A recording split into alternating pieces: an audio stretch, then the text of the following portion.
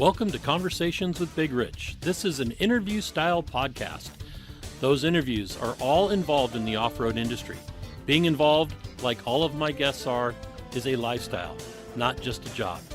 I talk to competitive teams, racers, rock crawlers, business owners, employees, media, and private park owners, men and women who have found their way into this exciting and addictive lifestyle. We discuss their personal history, struggles, successes, and reboots. We dive into what drives them to stay active in off-road. We all hope to shed some light on how to find a path into this world we live and love and call off-road.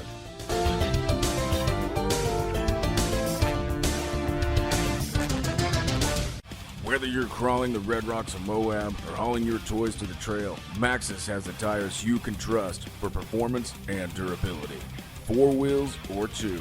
Maxxis tires are the choice of champions because they know that whether for work or play, for fun or competition, Maxxis tires deliver. Choose Maxxis. Tread victoriously. Have you seen 4Low magazine yet? 4Low magazine is a high-quality, well-written, four-wheel drive-focused magazine for the enthusiast market. If you still love the idea of a printed magazine, something to save and read at any time, 4Low is the magazine for you. 4Low cannot be found in stores, but you can have it delivered to your home or place of business. Visit 4lowmagazine.com to order your subscription today. On today's episode of Conversations with Big Rich, we have Brian Ellinger. Brian is a Toyota guy, a business owner, ex-rock crawling competitor. He runs Front Range Offroad, Diamond Axle, and is currently residing in Colorado. Brian, thank you very much for coming on board and talking with us. Thank you very much, Rich. So let's jump right in. Where were you born and raised? Bay Area of California, actually. Okay, and you said, let everybody know that I screwed up and forgot to hit the recording button. So a little bit of this, Brian and I have already talked about. So I'll lead him on to get the answers that I had the first time. And you grew up in the San Francisco Bay Area between San Jose and San Francisco, correct? Yes, sir. Yeah, a bit more south towards the San Jose area, but yeah, right in there. Okay. And that area is urban. I wouldn't call it rural, but it's not, a heavy city either. San Jose and San Francisco would be that. And you, the schooling, what school did you go to? High school?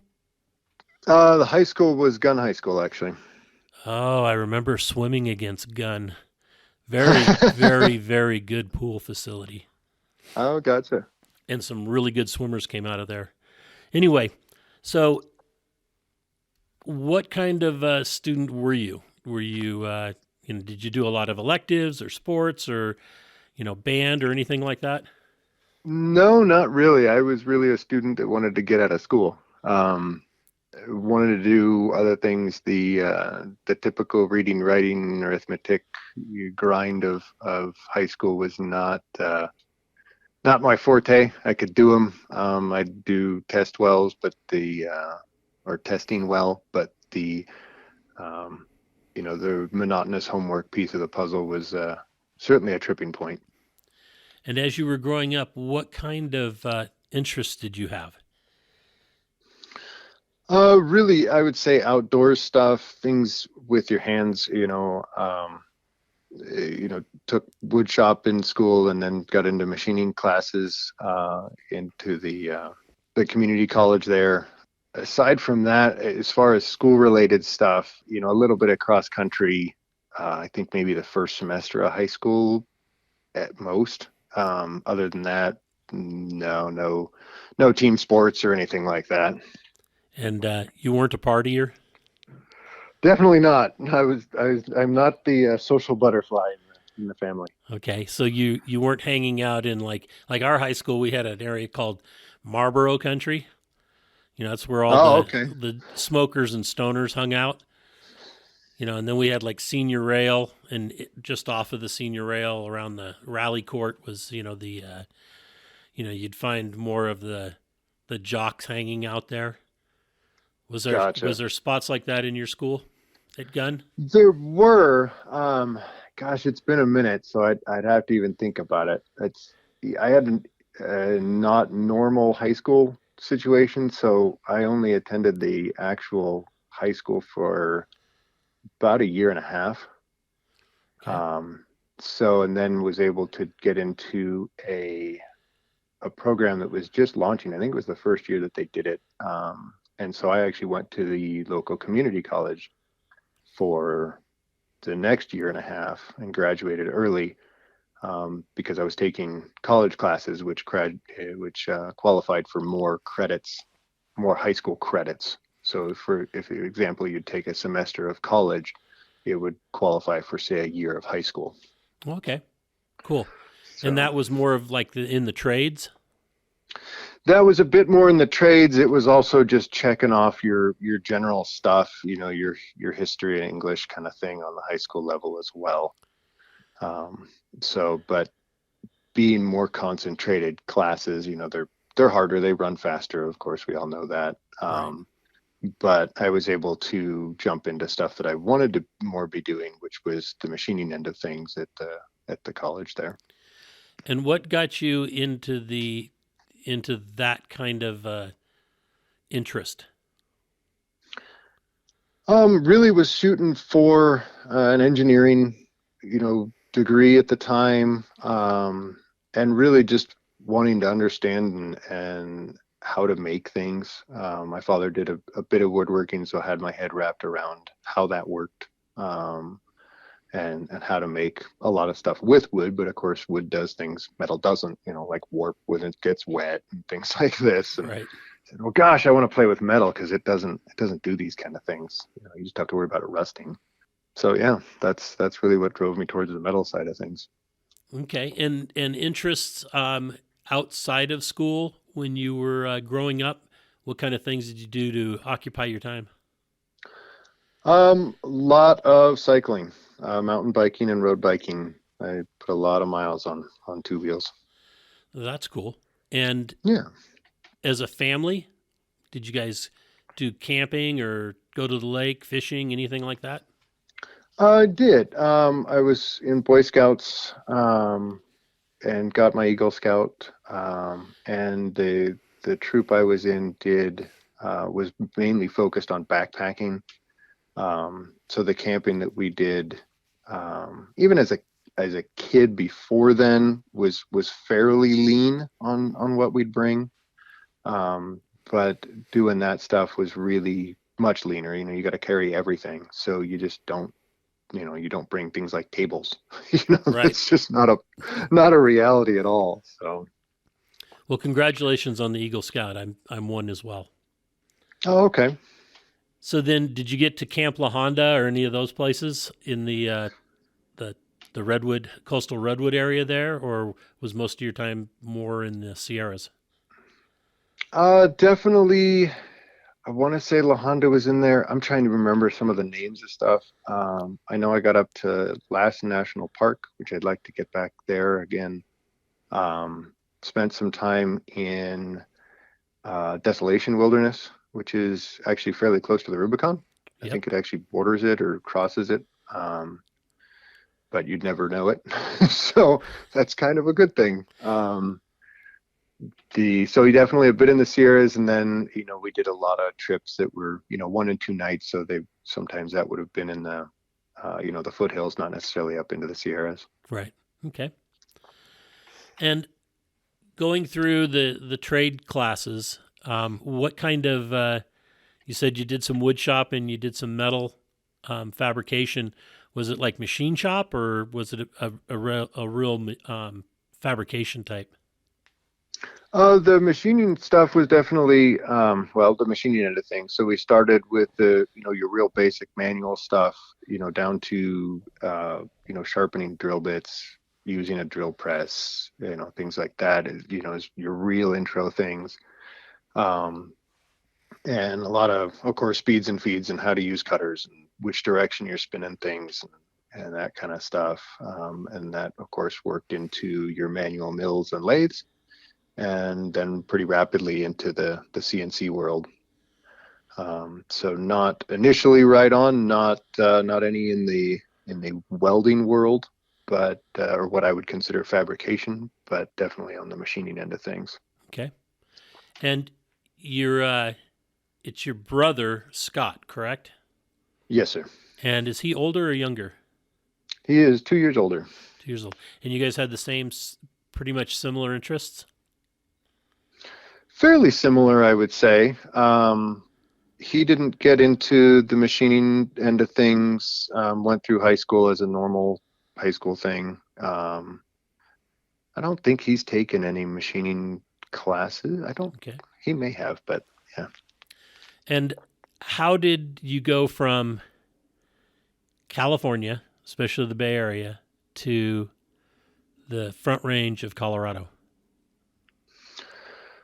Really, quite honestly, to some extent was fleeing California. While that area is not necessarily a concrete jungle, it's not LA, it's not San Francisco, it's not New York City, right?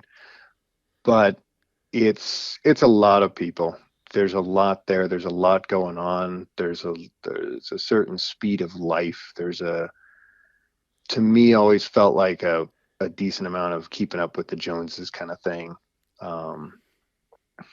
And really didn't want that. I'm a much more simpler person. That the best I can explain it is the backpacking mentality works with my brain. So having a lot of things and the new thing and the new shiny thing and the new trinket, that kind of stuff doesn't interest me at all.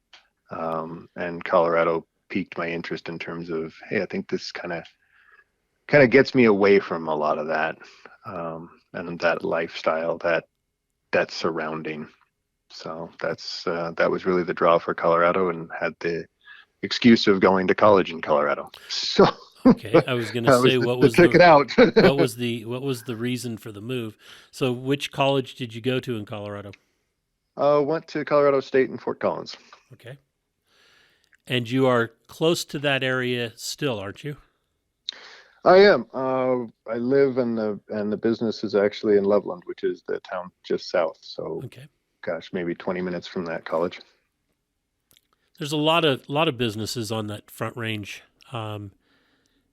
It at least it appears to me, because of the people that I know. So that's interesting, and most of them are Toyota or Suzuki focused.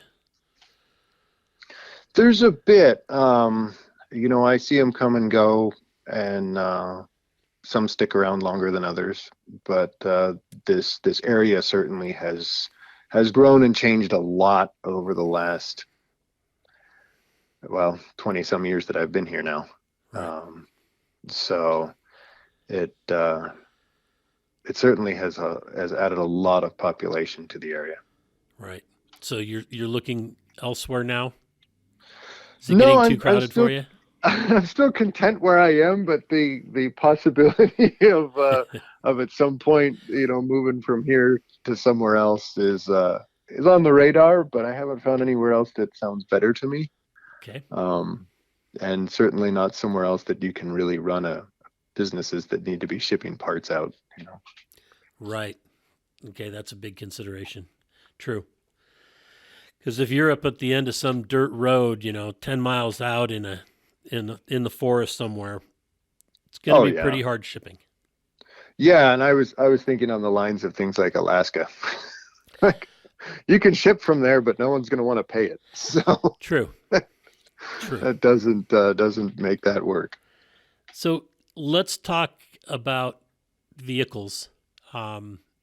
You mentioned that you did a lot of bicycle riding, mountain bike and road bike.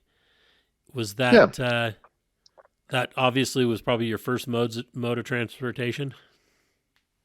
Yeah, I'd say I got into cycling when I was probably maybe 12. Okay. And then what was the first car that you got to drive? Oh, that I got to drive. Yes. Man, I'm not sure on that one. Probably a Ford Sable station wagon that would have been a company car for my father. That's classic. That really is. And tell me it was that Ford Gold, Ford or Mercury Gold, right? Oh God, he had a couple because they'd give him another one every few years, Okay. But I think there was a gold one. I know there was a maroon one. Yeah. That's awesome. So then when you got the chance to get your own vehicle, what was the first vehicle that you owned? Uh, Effectively it was an '85 Toyota pickup actually. And about how old were you? I would have been 18, Okay. That explains a lot then. right? So Yeah. then at that point did you have grand plans when you bought the Toyota to turn it into something else, or was it just convenience? Had a bit of plans. Scott had a Toyota truck at that point already, so he could kind of tell me, hey, here's something you'd be looking for. Get a straight axle and get fuel injection, and here you go, kind of thing. And from at that point, it was great. I don't have a stupid station wagon like my parents. I have a truck. This is a real vehicle, not just a sedan with a back end. And then things just kind of progressed. Really, you get into learning about the truck, and of course you're reading the magazines and all that kind of stuff at the time, and found that there was just a lack of availability. I mean, parts that you could do for other vehicles, nobody was making for those trucks. I mean, there was nothing. There was no crossover steering for it. It didn't exist. I mean, you had when I bought that truck, you had Downey and Northwest Offroad were I think the only two Toyota pickup companies. You had a Land Cruiser company and a couple here and there, but pickup stuff, nothing. So then how long after you bought the truck did you start messing with it, taking it apart, or changing things out, designing your own Um, stuff?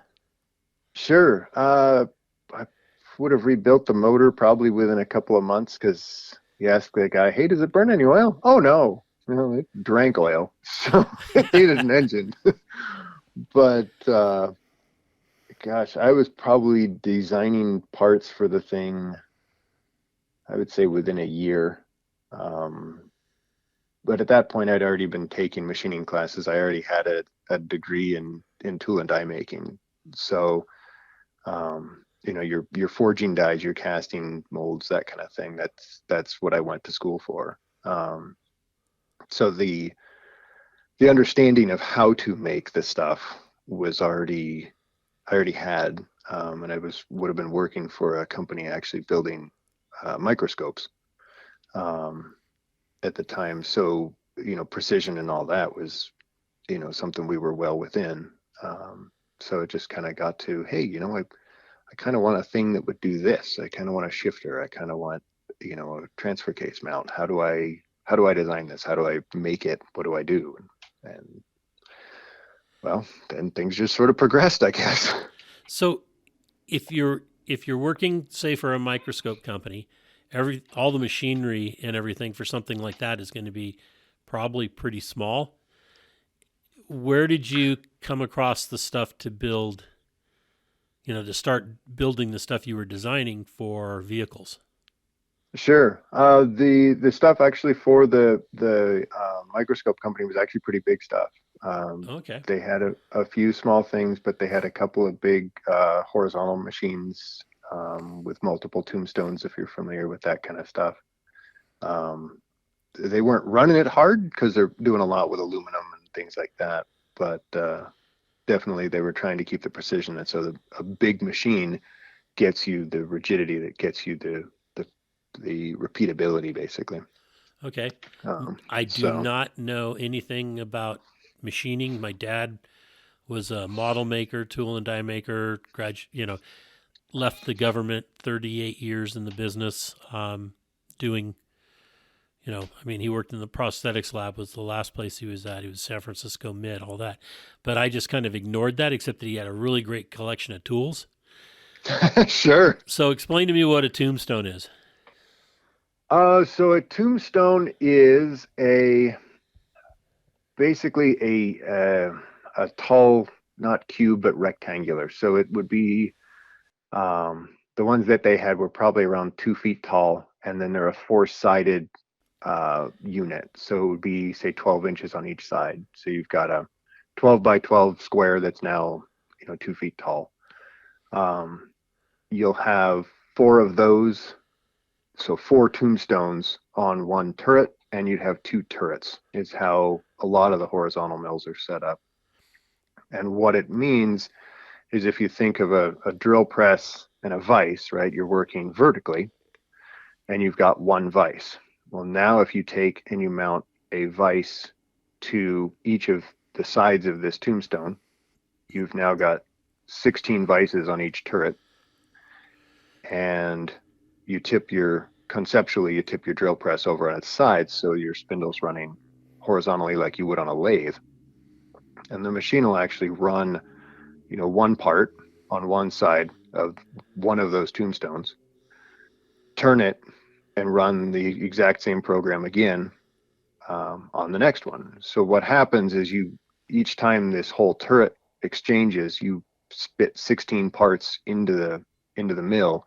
It closes its door, coolant goes everywhere, and off to the races you go. While the machining's happening, you're sitting there outside of the machine, and you can change all the parts out. So it's a much more of a higher production kind of setup than your kind of your more traditional vertical mills, which are going to be more like a drill press with a X and Y table on them, if you will. Right. The old, what my dad used to call Bridgeport stuff. Yes, exactly. Yeah, Bridgeports are, of course, built in Bridgeport, ironically, and but yeah, probably the best known, manual machine mills in the U.S. And you can get them. Most people have been around. Your father, I'm sure, would have used manual ones. I used manual ones. And you can get, everything up to 3-axis on those machines. So. Right. Yeah, he did. I could never understand why he stayed with the government, but I think he was the whole idea of going to, the machines that you programmable stuff was outside of his realm. He could make anything with, the old manual equipment, but to do something like what you're talking about, and you plug the program in, write the program, all that kind of stuff, and then have it all done. I think he just didn't want to have to deal with learning that aspect of it. Oh, sure. Yeah, and manual machines certainly do have their place, for quick one-off stuff, for prototypes, for, facing something off. We use a manual lathe here all the time. For even silly things like, hey, we broke a gear set. Well, is the carrier still good? I don't know. Chuck the ARB up in the lathe and run an indicator on the mounting face for your ring gear. Hey, cool. It's only 2 thousandths out. We're good to go. But you put it in and you say, gosh, it's 15 thousandths out. There's not really a way to check that easily without that kind of equipment. So right. Okay. It's certainly really handy. Okay, makes sense. So then let's get into that transition from building your own stuff for your own rig and working, for somebody else to, that. How did that process go into then becoming a business owner? How long did it take? What kind of steps did you make? Really happened fairly quickly, within, I guess, probably 2 years, maybe 3. I'm trying to even remember. It happened quick, and it was a long time ago, so right. It's hard to put it together. But yeah, it really came that I was making some stuff, the shifter that we do, the transfer case mount, the full float kit that we do, some of those were, in fact, those 3 specifically were the first couple of products we started doing. And really, it just kind of evolved. And that was the people you meet. You'd run into people on the trail. You go to the 4-wheel drive club, that kind of thing. And people are, obviously checking out, hey, what do you have? What do you have? And the Toyota guys, oh yeah, I built this. And it's like, you built that? Like, well, can I get one? And it was like, I guess I could make more. And started realizing, gosh, there's demand for this. There's interest for this. I never looked at this from a business standpoint. I just wanted to make myself a cool widget, and so fairly quickly had demand on that. And then had a friend that could whip up a real basic website and, add some time in there, and suddenly say, gosh, I'm working all the time because I'm either at my job or I'm working on my own stuff. I'm working on products, and got to the point that anybody who starts a business, I think, hits is, well, I can do one or the other. And the decision was really quite simple. It was either, I can shut this business thing down and have a normal life and do this neat thing called sleep and have vacations and, maybe have a Sunday off here or there, or I can go for it and throw all the eggs in one basket and say, let's give this business thing a shot. And quite honestly, just looked at it and said, well, I don't want to come back and look at this in 5 years or 2 years or 10 years and say, man, what would life be like if I'd have just given it a shot? I was in my early 20s. You're bulletproof when you're 22, 23 years old. Oh, absolutely. And quite honestly, what better time to take a plunge like that, right? You've got plenty of time to recover. You go broke and you got no money in 6 months. Well, okay, I guess it's time to go get a job again, and so that was really the let's go for it and see what happens. Can I actually make this into a full-time gig? Because I mean that was predating any kind of rock crawling competition stuff. At least as far as I know,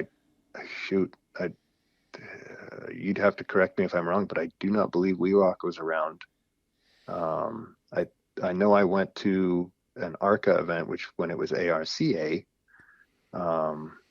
and that was, gosh, I'm trying to think when that would have been.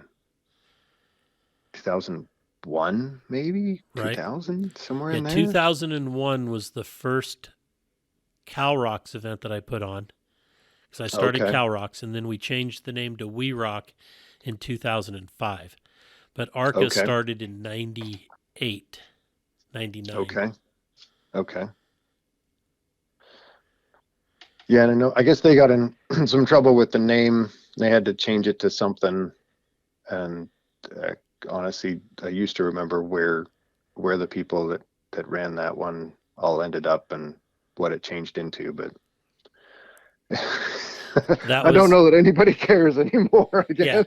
Yeah, that would be Ranch Pratt that started ARCA. Okay. And that's what I was thinking, but I didn't want to. Yeah, no, I still talk to him at least once or twice a year. And so Ranch started ARCA.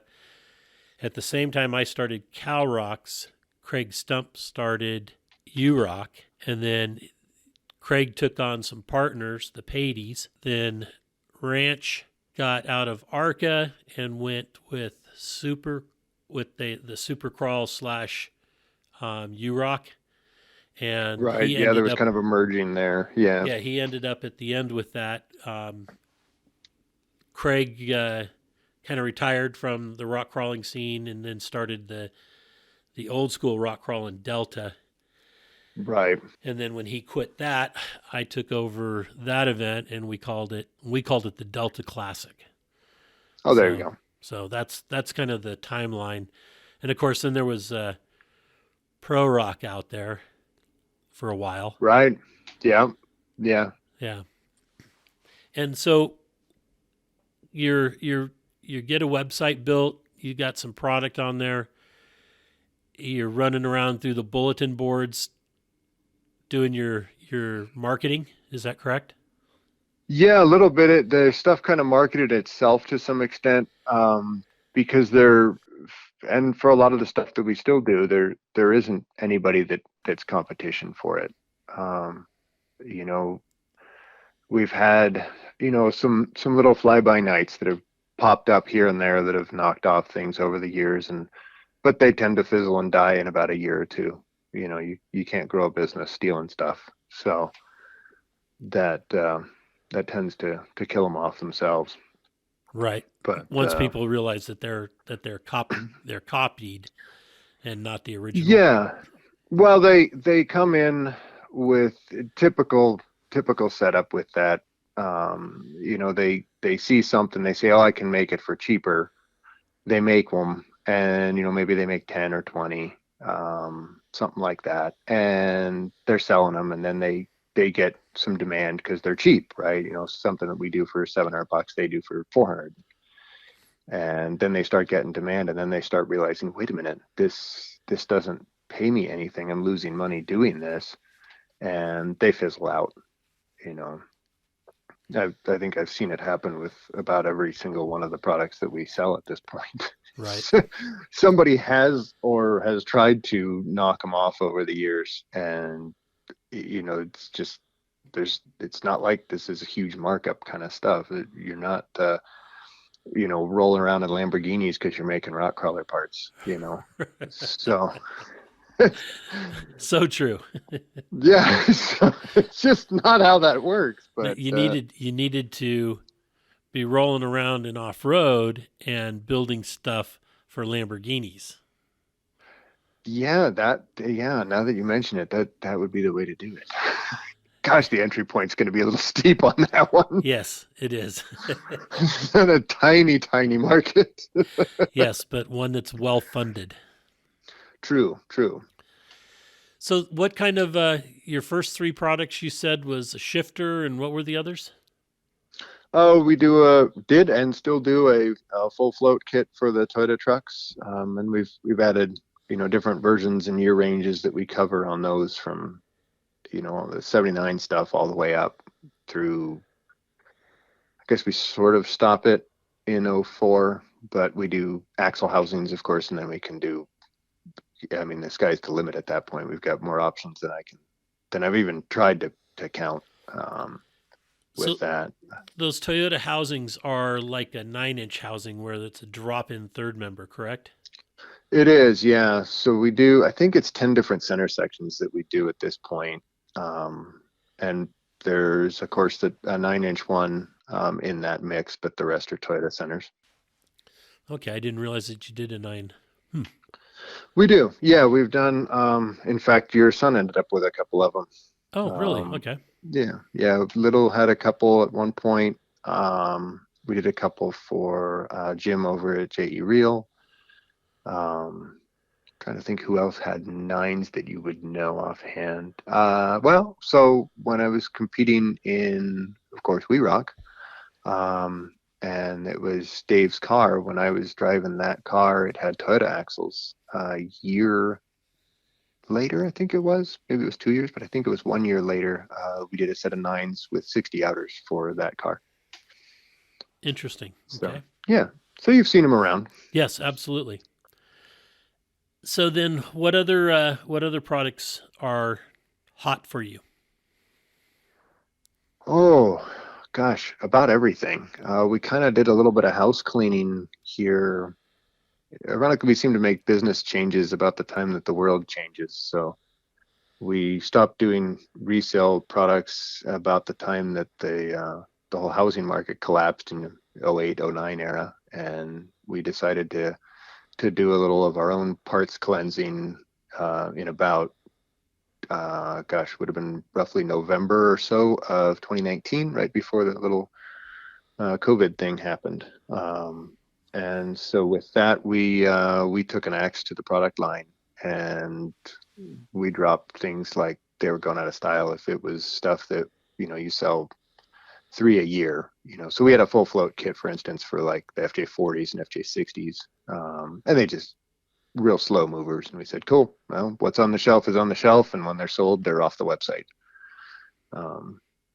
So we've only kept the things that that people actually really want.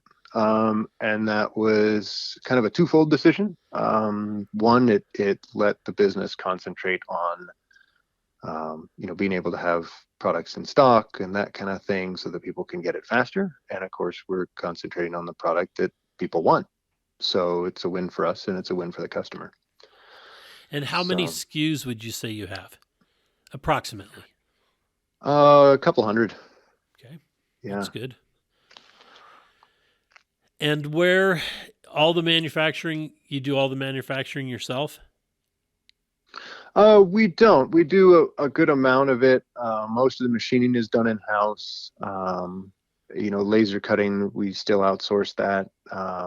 Most of the press brake forming stuff we outsource. The welding is mostly handled in-house. And how many employees do you have?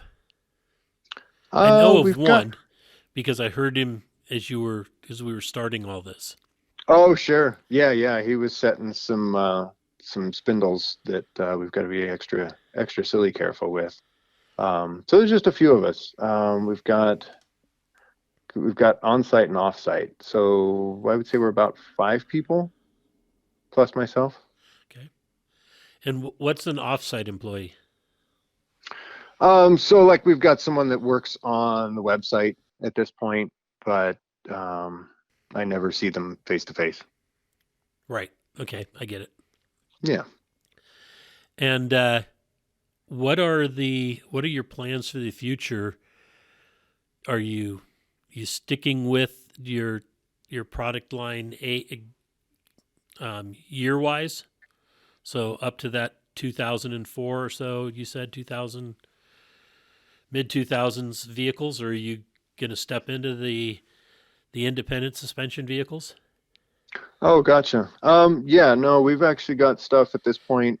We actually just released an axle, 2 months ago maybe, that is a drop-in for upgrading the Tacoma rear axles, and that's all the way through current model stuff. So yeah, while the full float kit we were talking kind of stops at that era, and that's because of the wheel speed sensor stuff that shows up in your newer than '04 stuff. But post that, yeah, we definitely have stuff that fits a lot of the newer things. And we played with the independent, built a suspension actually for the 96 to '04 era, trucks and 4Runners. And while we were real happy with that, it kind of took us a little bit in a different direction. So we ended up pulling back from that, and that product and the pieces that surrounded it basically kind of just got shelved and set on the side. And we said, this might not be the direction we're looking to go. This is kind of spreading us out a little bit more than we want to, really. So we kind of let that one sit on the side, I guess you could say. But definitely going towards, the products that we see that you've got strong demand for, that people are knocking down the door and saying, hey, we really want this. It's like, well, how many people are looking for a long travel kit and all this for 20-year-old trucks, even newer stuff that's still smaller niche stuff. So we are heading towards more of the more general, more larger customer base, larger demand stuff is what we're trying to hit. Well, that makes sense. I mean, if you let yourself get too niche, eventually that niche, swallows you up. I mean, there's nothing left. Yeah, you can flood the market pretty quick, but it just becomes a smaller and smaller piece of the puzzle.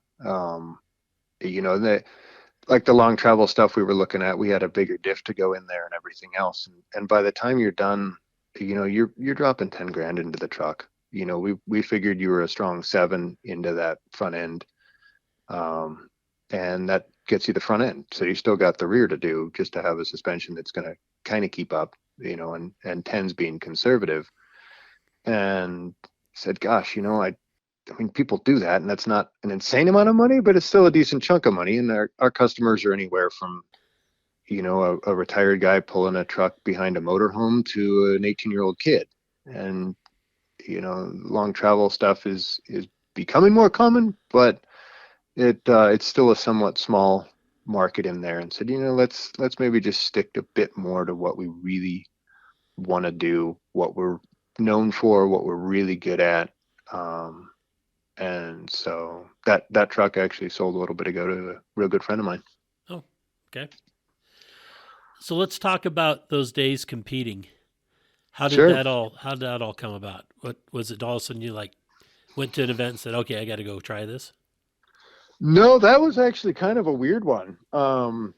That was I'd always wanted to. I'd looked at competing since going to that first ARCA event. Then the whole concept was even presented to me, and as a possibility that it could happen. And just isn't, the rule books are written the way that they are, and that's all fine. But didn't have anything that fell into that criteria. So it wasn't just, okay, cool, I'll just take this thing and start competing.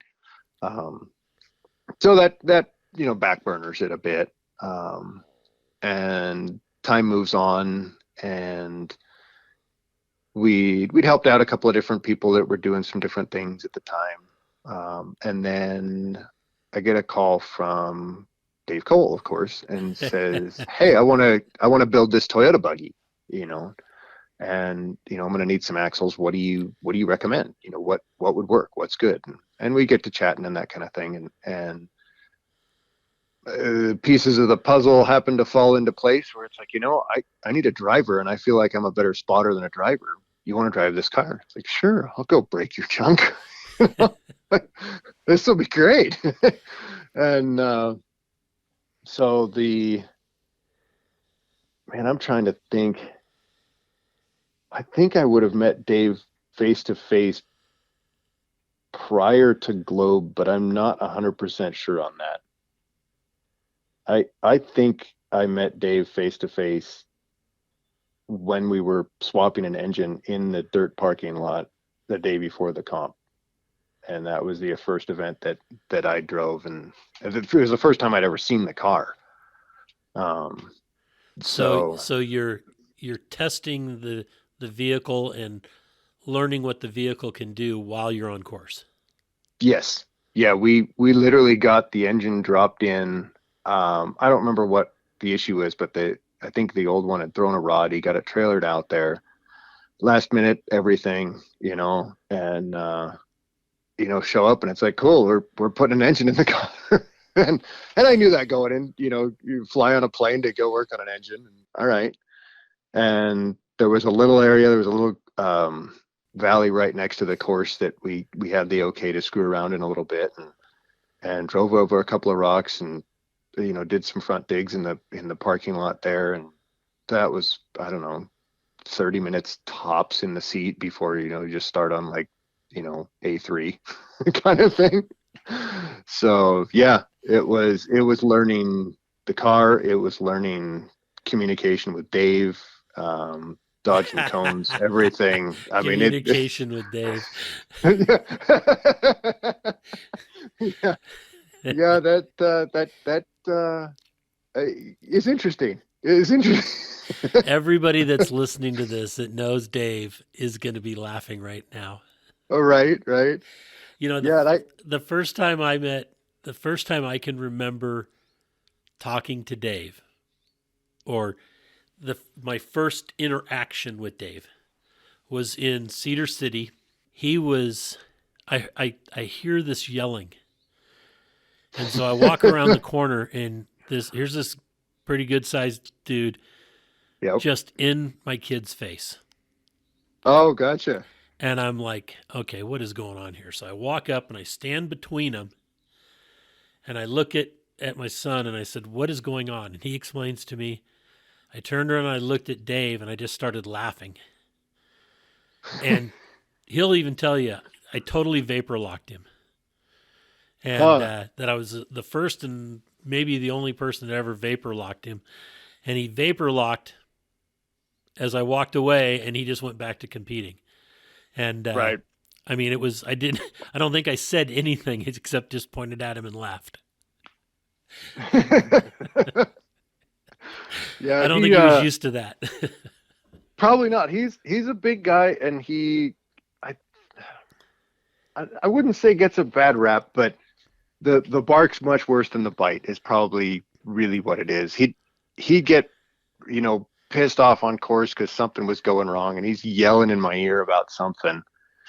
And it was just kind of like, Dave, what are we doing? And he's probably the only person that I know of that I've ever seen visibly get physically red in the face, furious, pissed off, and to cool as a cucumber 20 seconds later. Right. And I don't think a lot of people see that. And he doesn't seem like he cools off that quick and that well, but I really didn't have a whole lot of issue with him. It was, on that level, it was more understanding, when he says turn, how much are we turning? What are we trying to do? I need a little bump here. And it's like, what's a little bump? A lot of the little nuances that, he and I had to figure out, my driving style and his communication style had to merge. And I had to do it when we, when I was competing in FTOY, obviously Dave wasn't the spotter and had a different guy spotting then.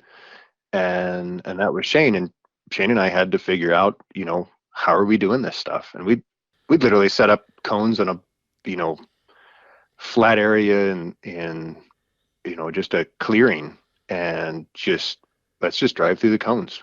What do you mean when you say this? What do you to hear when I say this, kind of thing? And it's like communicating with anybody. You just got to come up with what everybody needs and wants, and get everyone on the same page. Right. Yeah, because one person's just give me a smidge is another person's give me a whole lot. That's yeah. Right.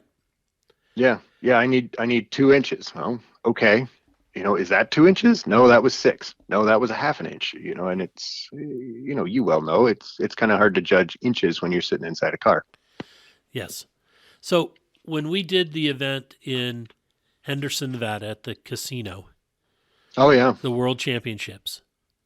Yep. And we had 7 different countries involved in that event. You were driving Dave's car at that event, correct? Yes, sir. And if I recall right, Dave, at that point, you guys had never been on the top of the podium, but at that event, you guys ended up in first place. We did, yeah. I don't remember how we placed at previous events. I know we needed a third minimum to get into the Worlds in Boyd at Nationals, and we pulled off a third there. And that was obviously pretty big for us. And I mean, that was it. Dave and I both talked about, it's like, we need a third. We need third place here. That's what we have to get. But yeah, then we ended up winning Worlds in Pro Mod, which was pretty awesome for sure. That was definitely a highlight. Yeah, that was kind of a cool event. Wasn't during SEMA, but it was right after. If anybody's not familiar with that event, and we used cargo containers.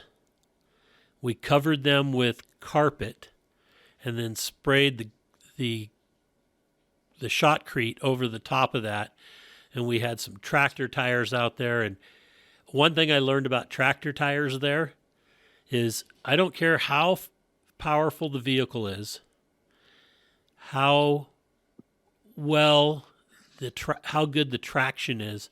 If you have just a smidgen, of a little bit of a bolt head sticking out or a screw head, and the whole rest of your vehicle, the pan is just smooth, if that catches on one of those tractor tires, it ain't going nowhere. Yep. Yeah, I think I remember seeing a few cars getting bellied out on stuff, because I think that was one of the issues we had to contend with, was just, hey, we can't sit on this. We will stop. Correct, because those things were just, I couldn't believe that they were just like huge magnets or something. People Yeah. were having such a trouble climbing over those things. Yeah, and that car only had, it was 16 or 18 inches of belly. It was a really low belly on that car. It was a pretty skinny belly, but it was very low. So constantly getting high centered was an issue. And the rear end, we only had, we had decent articulation, but a straight down droop out of the rear suspension was, gosh, absolute tops 4 inches, and it's probably more like 3. Wow. So, you couldn't get that belly on stuff. It couldn't get off of it. And that was before the hydraulic shocks? Yes. Yep. Yeah, we were on all air shocks at that time. Okay. And what do you remember most about those times competing? Let's dial that in. What was your favorite place to compete at? Ooh, that's tough. I don't think I've ever thought about that. Cedar we hit, which is just a great natural venue. There's so much there.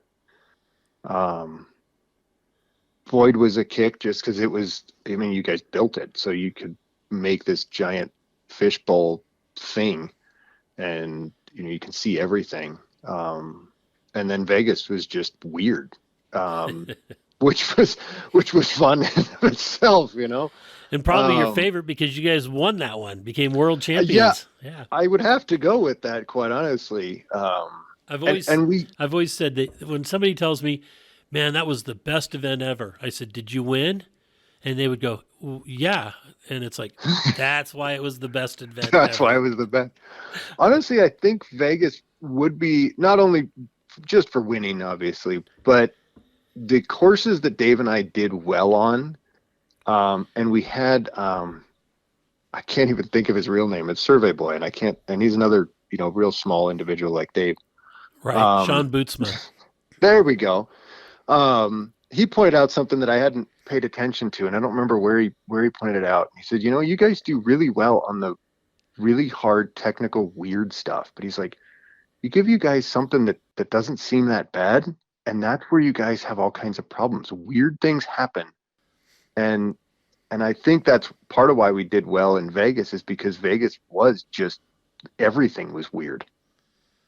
It was, nothing obviously was natural with it. The final course was just like a lumpy moon looking landscape, which was just a technical tire placing thing. I think we tiptoed that thing in like 2 minutes, maybe. We had tons of time getting through there. But you just happened to hit it just right. And as soon as you got off that line, you were screwed. You were done. But that's where we did well, was that technical tiptoeing through things, or okay, we're going to belly out on this. Cool. Okay. Well, the front tires are on it now. Grab a gear and launch the car, smash the belly, and boom, now the rear tires are on it. Cool. We're over that, and now we can get back to it. But it's just kind of that tiptoeing technical stuff that we seem to do well at. Interesting. And that was a bizarre course. Yeah. We were supposed to be able to go back, and we were supposed to be able to use that a number of times and add to it. And, our plan was like a 5-year plan there.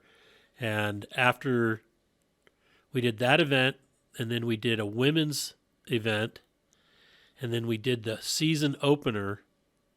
So I think we did 3 events there, and then it was taken away from us. Huh. And Didn't they end up putting another hotel there or something? Yeah, they I think they built a bowling alley or something. I don't know, but they had this big old plan for development, and it was like, okay, well, all right, we can't use it, and then it sat for like 4 or 5 years, and I guess some homeless people moved into the cargo containers because we had those so that we could store stuff in them. That's right. We always had, on each one of those, there was one end that was open. Yeah. And people, almost found their way into those, and the Yeah, let 'em security move guards in. didn't even know it. It's like they're the homeless people living on the casino property. It's classic. Wow. Yeah. It was interesting staging out of a casino like that. With the restaurants and you couldn't find staff. I couldn't find where my staff was at. Well, they'd be in the bar, because there's like 10 bars, Yeah. or they'd be Yeah. gambling someplace or something. It was like it was an interesting event there, that's for sure. Yeah, you get some convenience and some headache all together in one. Exactly. So did Yeah. you ever race KOH? I did. Basically the last year that I figured I could. The race was getting bigger. Obviously competing with Dave, I talked to him quite a bit, and he'd called me up and it's like, hey, I got this idea for this race. And he kind of lays it out and it's like, oh man, yeah, this is going to be big. And he's like, you really think this is going to be something? It's like, oh yeah, yeah. And I forget the timeline and he may remember it, but I threw it at him as just, I think you're going to have people building cars specifically for this race within 3 years. And I think I told him, building an IFS car specifically for the race within 5. And the only thing I was wrong on was the time frame. It happened faster. Right. And I ran in 07, 08, 09, somewhere in there. I honestly don't remember. And that I would have just ran the still old F-toy buggy I've still got. Leaf springs, 4-cylinder, that kind of thing. And it was the last year. I think it was the last year before he did classes. There was no 4400. It was just everything, and finished the race and was real happy with that. And it really came down to one of those if I'm going to do this, I need to do it sooner than later, because it's going to reach a point that I simply can't, there just won't be, it won't be an attainable kind of thing in my mind. Right. The cost to get in the door is going to have expanded so much. And I went out at the time. You still had some people that were going out with the mentality of just, hey, I just want to finish the race. So, my thought at the time was just, someone comes up behind you, you just get out of the way. It doesn't matter what. I mean, they've already passed you anyway. I know I'm not winning. Just get the hell out of the way. And so, I mean, we, my spotter, which was Shane, so co-driver at that time, but he was pretty much just the guy in the passenger seat that got pummeled along with me. He's got the rear view mirror that he's looking at. It's like, all right, hey, someone's coming up. It's like, cool. We're just moving over. Just get out of the way. We're leaf springs. Like, we're not anybody interesting, but, and I remember some of the sweetest moments from that were the, pre-running before, like 2 days before, and literally had a couple of guys, like, you're racing that, and laughing at you. And it's like, look, I'm not trying to win. I'm just trying to finish, and so it was fun passing their broken down junk on the side of the trail, and cruising past some other guys with broken junk. And it's like, here I am bouncing along in my leaf springs, and so, and some of them were great guys, ran into, Jeff Knoll that I competed with, of course, with We Rock, and ran into him, and he gave me a little spotting tip as we were coming down Wrecking Ball, I think. And he's like, man, I'm out. I'm done. He flipped it, I think, and flooded the engine or something. And he was out. But you still beat 60% of the cars because you crossed the finish line. It's like, all the money in the world doesn't keep your car together. And we'd broken a front hard line for the brakes in the first, 20 miles. So we had rear brakes for most of the race only. And, but we finished. So that was really all that mattered to me. Right. So, that race has always had a really high attrition rate. It has. And I know Dave likes it that way. And I know a lot of people get upset about that kind of stuff, but it really comes down to if too many people are finishing, the race is is too easy. The cars keep getting better. It's the same kind of thing, I guess, I see with guys, quote, moving up in classes, right? Oh, I'm gonna get rid of my 4600 car. I'm gonna get into this or that, or it's gonna be better and cooler and faster. And it's like, yeah, you do realize the ride inside the car is the same. You're just going faster, right? Right. You're still can only drive so fast, and it's not smooth. It's smooth at slower speeds, so that that Toyota pickup at 20 miles an hour, 40 miles an hour, yeah, that's all it can do. You jump into like Shannon's car and you're doing 100 and something. Yeah, the ride inside the car is about the same. You're just going a lot faster to get there. So You're I'm not back in saying pit that's drinking a beer before everybody else. yeah, and I'm not saying that's a bad thing. Just for me, I get concerned, and it's kind of why I pulled out of We Rock. Was the road trips to and from events. We were running ragged. You'd be coming back from events, and we're not necessarily falling asleep at the wheel, but we're beat, we're tired, we're exhausted. And you've got when it's like sweet Cedar, it's only 600 miles away. It's great. This is a quick, easy one. And then you've got ones in wherever what was that place that's just hotter than hell, or north of Sacramento. Oh, Oroville. Yeah, see. You straight shot that from Colorado, there and back. That's a rough drive. That's a lot of wheel time. And quite honestly, I just figured, we're gonna end up having a problem on the road at some point. We just can't keep running at this pace and doing this. And the courses naturally have to get harder. And one of the ways that you make them harder is some of the exposure and some of the penalties for screwing up. And I kind of looked at that and said, at some point, you play with fire enough, you're going to get burned. And It's how bad do you get burned? And I said, we've done this, we've done well, really well in a very short amount of time, which was pretty awesome. Really, really are very happy with that. And said, why don't we'll bow out now,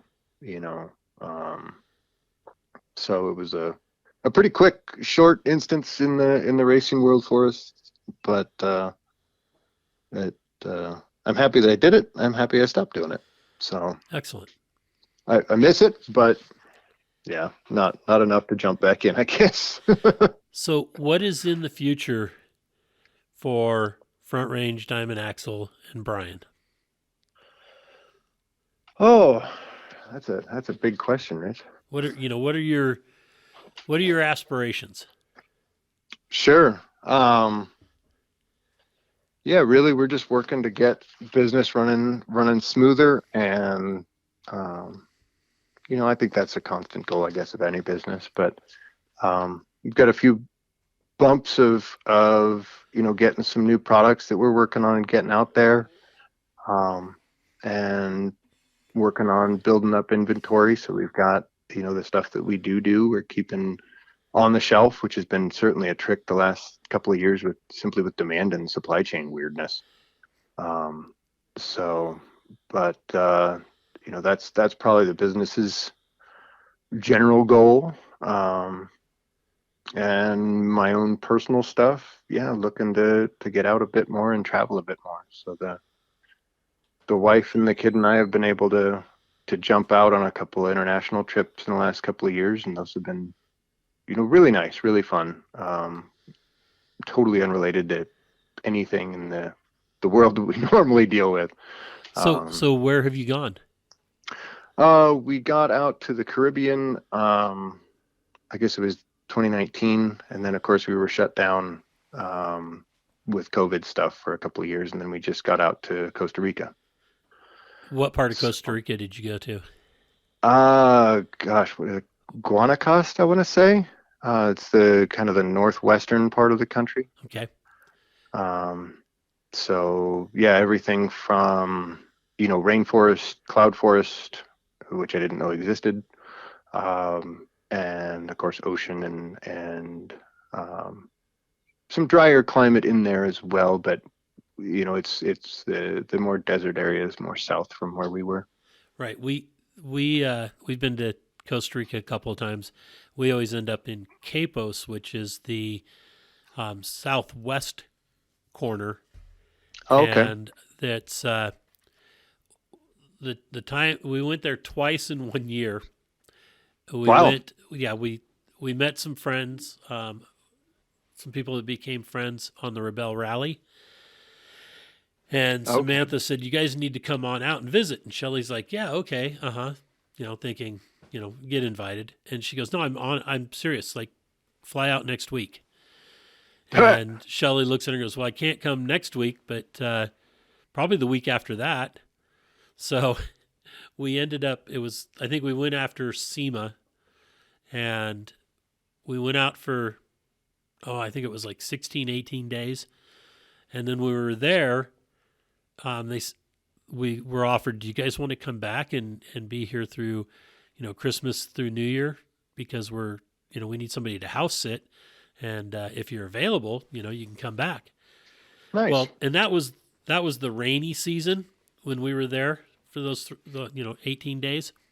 And we went wheeling, and it rained a lot, for like every morning, every afternoon, with periods of sunshine in between.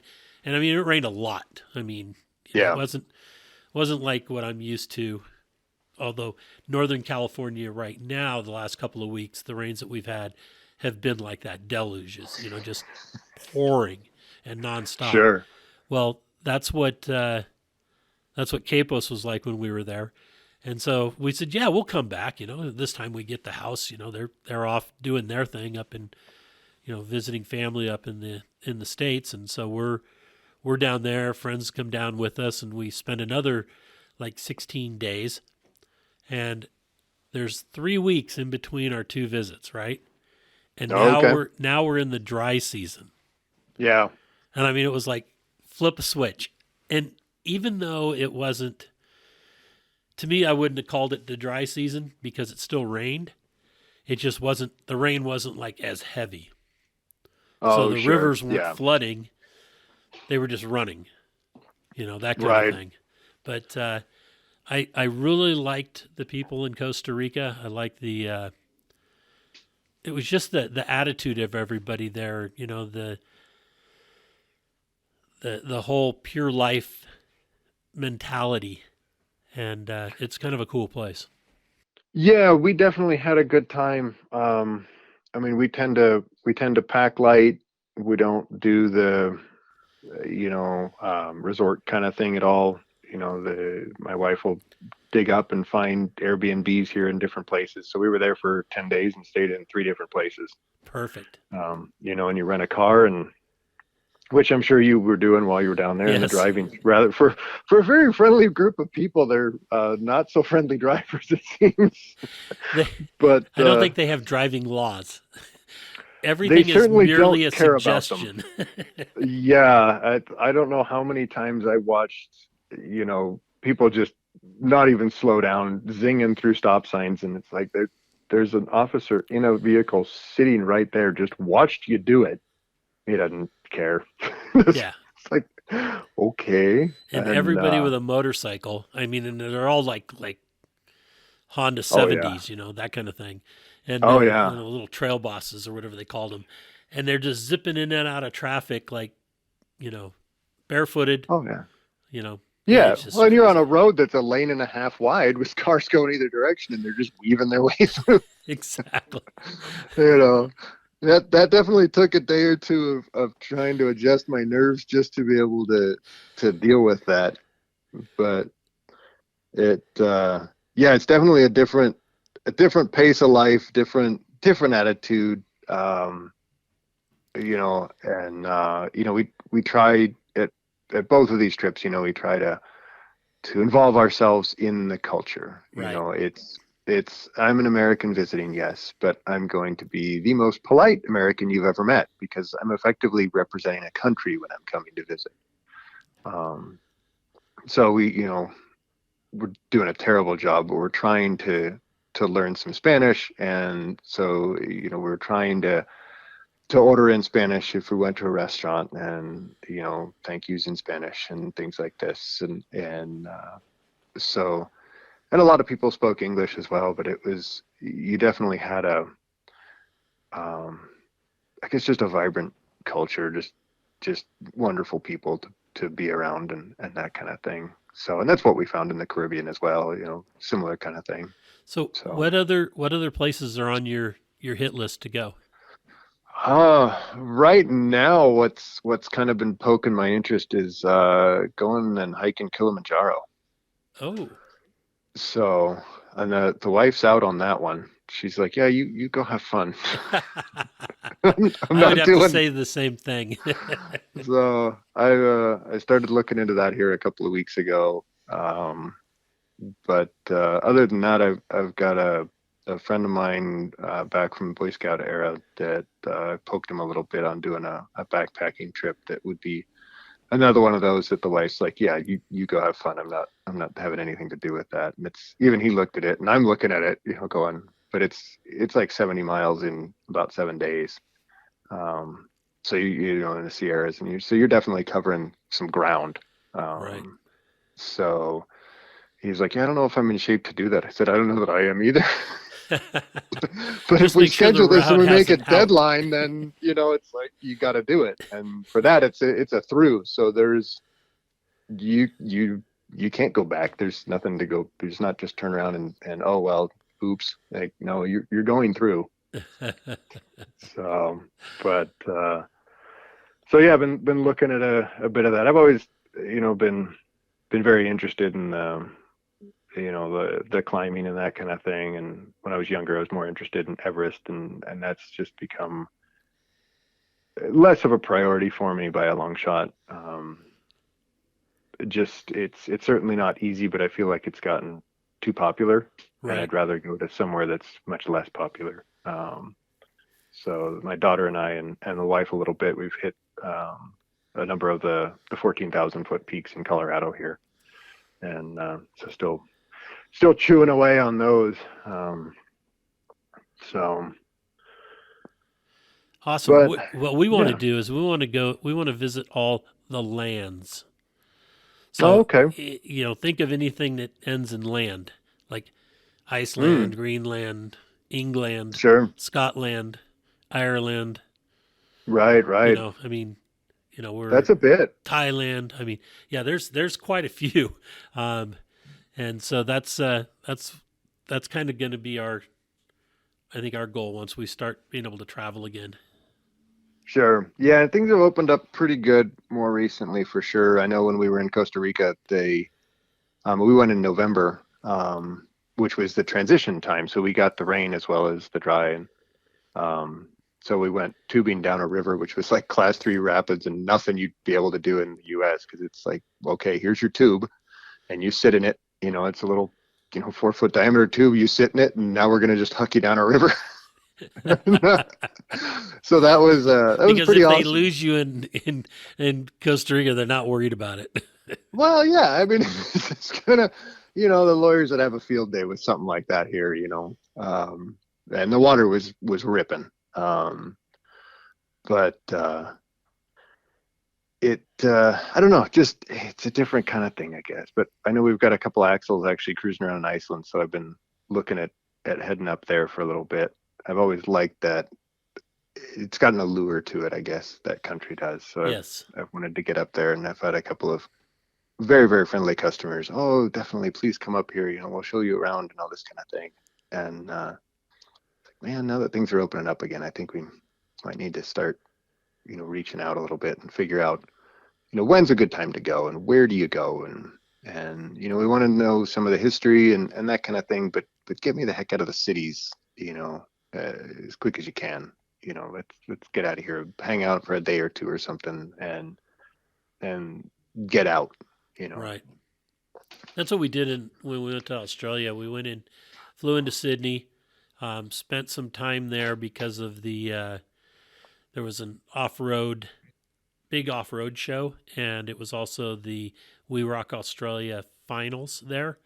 So okay. We went to the fairgrounds or raceway where they had this, they had a man-made course set up, and this big off-road show. And then after that, we spent one more day in the city on the way back in.